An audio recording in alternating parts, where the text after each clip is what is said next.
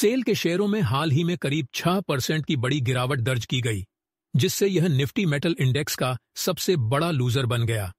इस गिरावट का मुख्य कारण चीन से जुड़ी चिंताएं हैं। चीन दुनिया का सबसे बड़ा स्टील उत्पादक और उपभोक्ता है और वहां की अर्थव्यवस्था में किसी भी तरह की कमजोरी का असर वैश्विक मेटल सेक्टर पर पड़ता है। हाल ही में चीन की कमजोर आर्थिक स्थिति और स्टील की मांग में गिरावट की खबरों ने बाजार में हलचल मचा दी। इन खबरों का असर भारतीय मेटल कंपनियों पर भी पड़ा और सेल इसका बड़ा शिकार बना। चीन में स्टील की कीमतों में कमी आई है, जिससे वैश्विक स्तर पर स्टील के दामों पर दबाव बढ़ा है। भारत की बड़ी स्टील कंपनियों, खासकर सेल जैसी कंपनियों को भी इसकी मार झेलनी पड़ी है।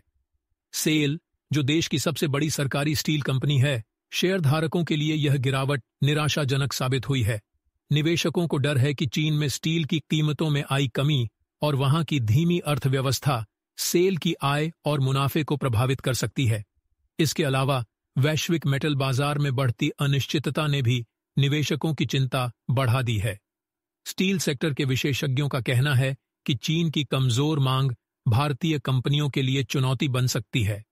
भारत में भले ही घरेलू मांग मजबूत हो, लेकिन अंतर्राष्ट्रीय बाजार में प्रतिस्पर्धा और कीमतों में गिरावट का असर कंपनियों के मुनाफे पर पड़ सकता है। सेल जैसी कंपनियां, जो बड़ी मात्रा में स्टील का उत्पादन करती हैं, को अपने मार्जिन को बनाए रखना मुश्किल हो सकता है। इस गिरावट ने निवेशकों को चौकन्ना कर दिया है। कुछ लोग इसे शॉर्ट टर्म झटका मानते हैं, जबकि कुछ का मानना है कि अगर चीन की स्थिति जल्दी नहीं सुधरी तो इसका असर लंबे समय तक रह सकता है।